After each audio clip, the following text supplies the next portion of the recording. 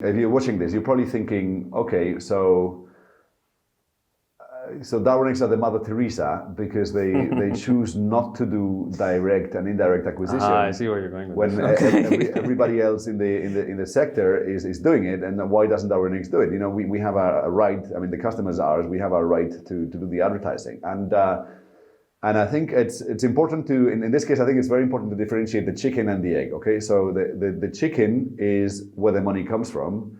And the egg is you know what you choose to buy with it. And in our case, we have deliberately made a choice of running an agency business model. Okay, and I'll break that down. So agency and business model. So agency means our ultimate vision is to help our customers succeed.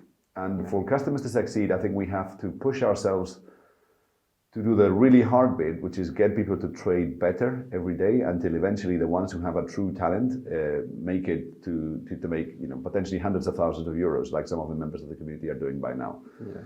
And we know that historically, especially in the pre-ESMA days, there was a lot more money to be made by booking the customers, so basically taking the other side of customers' trades, than there was in not doing that and hedging other trades with the counterparties. So it's cost us literally that this strategy of not booking has possibly cost us millions of euros. Yeah.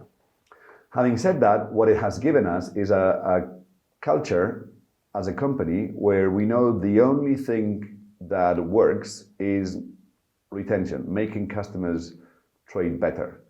And we feel that yes, we could have gone on to become, a middle-sized broker making B-book monies and so on. But to be honest with you, that's not the reason that anyone in this company came to the company in the first place. And we think the price, that we would have made a couple of $1 million, but we would have lost something priceless, which is the ethos of standing by a customer and making them do well. No, I'm glad you said this, because I was just going to add when you mentioned help traders trade better, is that equally as important as that from a client's perspective, as a retail trader's perspective myself, I can tell you that it's even more important, even if the person doesn't improve as a trader, for them to be operating in an environment where the ethos, the culture, is something they feel safe in. Yeah. That they have a genuine opportunity to possibly improve. And if that doesn't happen or does happen, is irrelevant. What is relevant is the culture. I guess the B-book is worth a couple of million. I think the ethos is priceless. That's the way that's the thing. So, you put a couple of million priceless, I go with priceless all the time. No question about it. Now, that doesn't mean we're stupid. And we've got these data scientists, like Ali is one of them, and we know exactly how much money the counterparties at the other end of our trades could be, are making by our flawed business model of paying the prime broker to send them losers, so the prime broker is very happy, and in that sense there is a price to be paid, and that's a difficult one, and the price to be paid is the fact that we cannot engage in direct or indirect acquisition. Not indirect because we don't have the budget, we don't make the money back from every customer the way. So if we take any given customer who trades like a headless chicken, to put it kindly, then somebody who does a B-book is going to reap a lot more money from that same customer than we will, which means we will not have the budget to get the next headless chicken in the door. And that's bad in one way. It's also good in the sense that we don't have all that many headless chickens, and the support guys don't have to liaise with headless chickens, and so it's a deliberate way. Now, the other interesting thing is that post ESMA, there is a lot less Jews. So people can be, like chickens can be a lot less headless. and there's a lot, it's really not clear that booking post-ESMA headless chickens meets the opportunity cost of our capital. So I think that opportunity is gone. I think that's going to change the sector for the better in the long run. And that's the reason we cannot do direct or indirect acquisition. Now, to cut you off there, just play devil's advocate, or not, I don't know, maybe throw a question at you. So if at the end of the day, somebody is internalizing the loss, why is there a difference between the broker creating the market or us, as in our case, forwarding it on to another person creating the Yeah. market. Why, what is the difference? Because I haven't the faintest idea operationally how this works. Okay, so we're going to, I mean, I think you'll, when we post-edit this video, you'll use an IG slide, which basically has a very interesting revenue curve.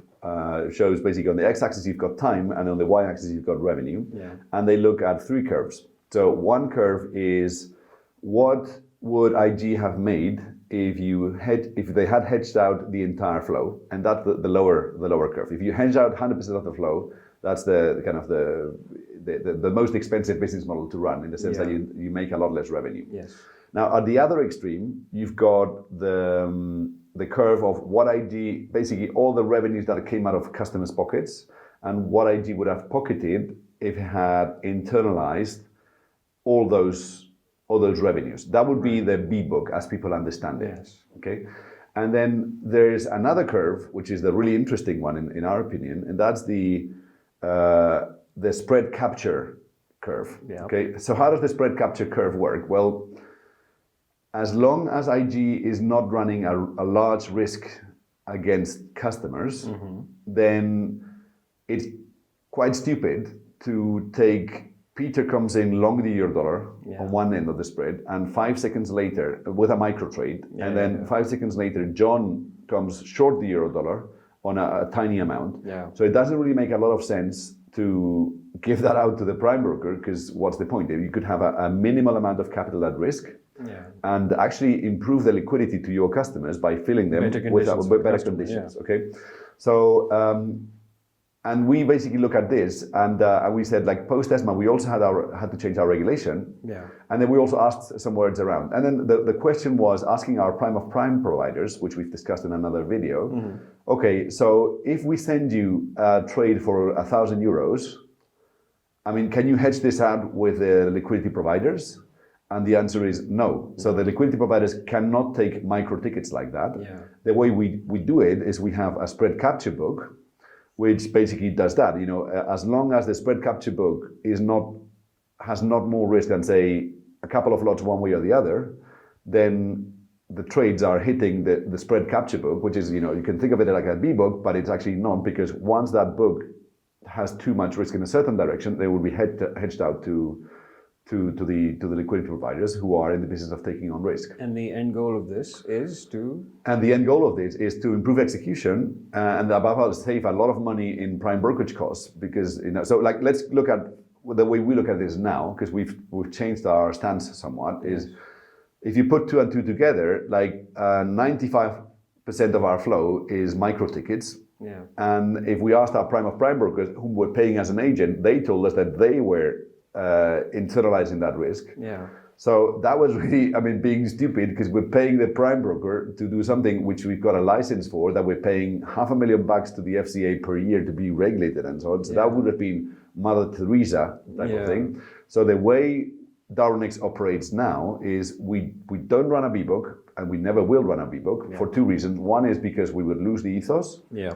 And 2 is because there's no point with the European customer base we've got right now. We don't think there's money to be made in a B-book in the first place, and we'll come back to that. What we do now is we run a very, very, very tight risk book, which is to the order of size of about 1 lot, where all customers by default, any flow that comes and doesn't push the Darwinex risk beyond 1 lot, that will be captured by the spread capture book. Anything that goes above this 1 lot is hedged out to the market. So that means all investor flow for the large traders goes out to the market. Any guy who's trading more than half a lot goes out to the market. Yeah. But anything which is smaller than that will be filled without slippage by the spread capture book. Now, what that has done, it has improved our economics to the tune of what you see in the IG thing. So it's basically meant that we can invest more in technology, hire more developers than we could do before. So that's the reason. Now, is that enough to start engaging in advertising? No. But what we've done is we've improved our economics in that sense, because up to now we were kind of basically being morons. We were paying the prime of prime to do something which we have the license to do, and it didn't result in any improvement to the trader conditions. So that one was moronic, and we have changed it. And more importantly, from the client's perspective, this dramatically improves their conditions. This improves the conditions because they get they get faster fills and no slippage, in that sense for micro tickets. For micro tickets. Okay, great, brilliant. Thank you.